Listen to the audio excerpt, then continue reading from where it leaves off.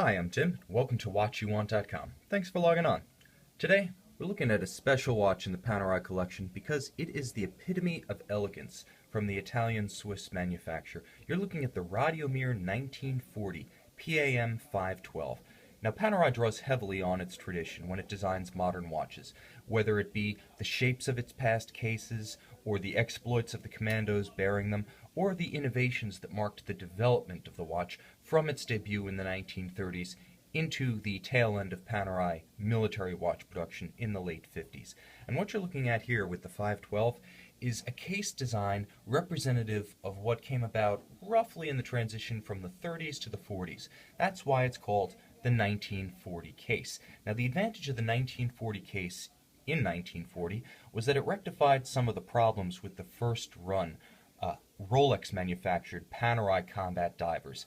They were essentially big watches constructed by turning a Rolex pocket watch movement on its side inside the case and then welding wire lugs onto the exterior of the case. This worked well in the short term, but it had two shortcomings. First and foremost, the wire lugs tended to break, which was a problem when combat maneuvers, combat tactics, and field work were dependent on precise timing by the commandos. And it was also a problem because military procurements tend to last a long time, or at least they should. Remember that Panerai built maybe a little bit more than 1,000 watches for the Italian Navy from the 30s through the early 90s. So when they bought a watch from Panerai, the Italian Navy really needed to get mileage out of that unit.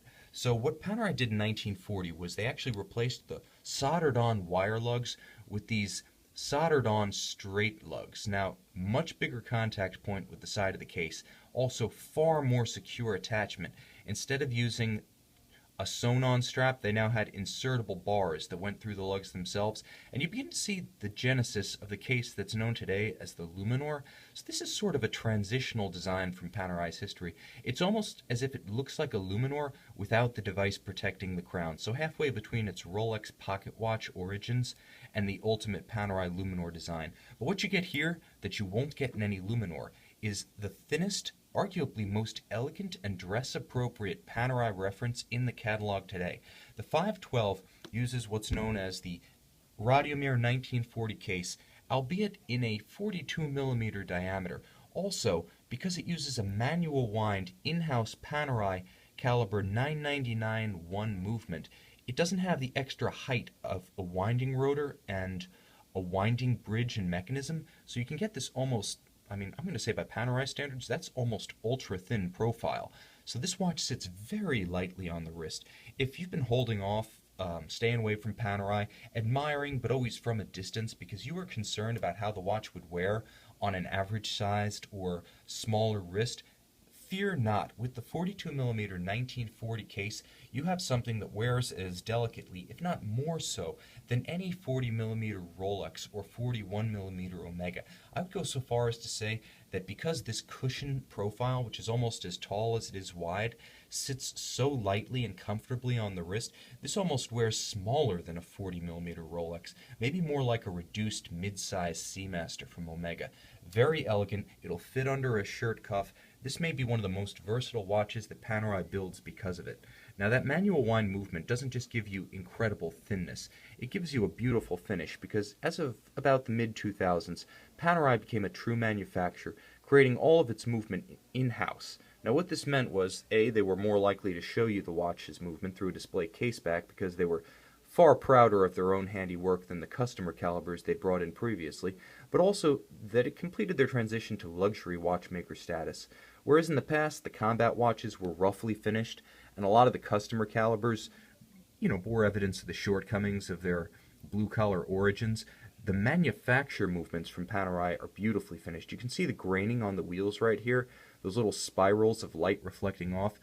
Maybe if I get close, you can just see the graining on the bridges. This is reminiscent of the way it was done on the old Panerai divers, but to a higher degree of quality, much better attention to detail. The screw heads are polished, all of the bridges have edges that are beveled to remove burrs and machining marks from fabrication. This is a luxury product in every sense. Pass this around the table, your friends are going to be impressed. It's the ultimate conversation starter and conversation piece for gearheads, the tech inclined, those who consider themselves techies or early adopters of new electronics are going to be stunned by just how cool your old-fashioned mechanical watch is. Trust me, you show up with this and someone else shows up with an iWatch within 5 minutes, everyone's going to be talking about your Panerai. Now on the front, in tribute to its vintage aesthetic, that 1940 case is paired with what's known as the dirty dial. Now, the Luminova here glows just as brightly as any modern lume. It's like a torch.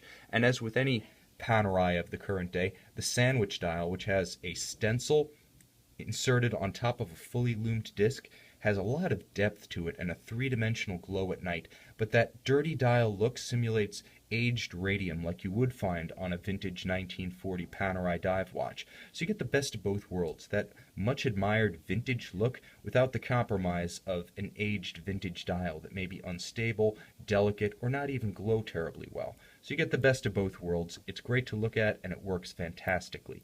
Now, this Panerai Radiomir 1940 PAM00512 is available from watchyouwant.com with full factory box and papers. Anything you would receive at a Panerai boutique or authorized dealer, you'll receive from us. Now, we are the luxury pre-owned watch leaders, so we're an authority with an extensive inventory and awesome photography. My camera phone's not great, but we have a photographer named Lisa. She does pro work with these watches. If you want to see this watch up close and personal, front and back, check out our website, watchyouwant.com. for this Radiomir 1940 PAM00512 and our many other fine luxury watches. I'm confident that if you do, you will find the watch you want.